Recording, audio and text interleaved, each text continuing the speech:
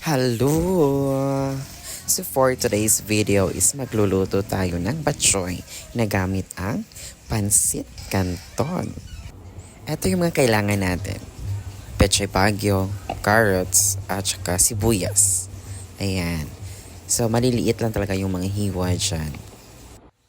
Para sa sabaw ay magpapakulo tayo ng tubig. Ayan.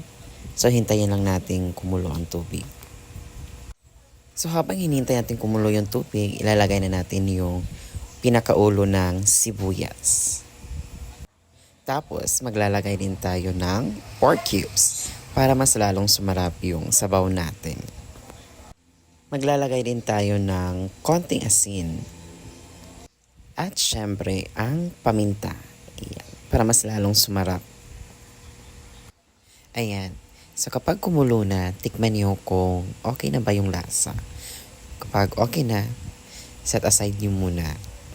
Magpapakulo naman tayo ngayon ng tubig para sa ating noodles. Ang gamit natin ngayon ay Lucky Me. Ayan, beef na beef from Lucky Me.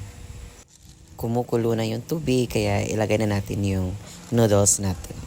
So, hintayin lang natin na maluto yung noodles. Huwag yung masyadong luto.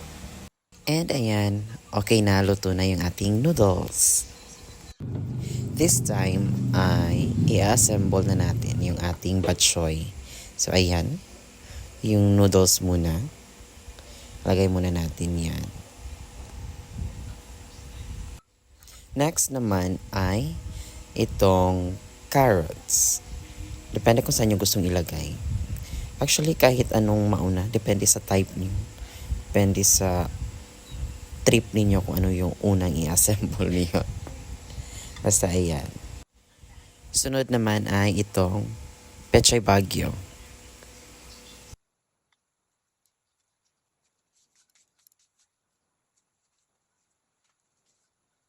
At sunod naman ay itong ating sibuyas.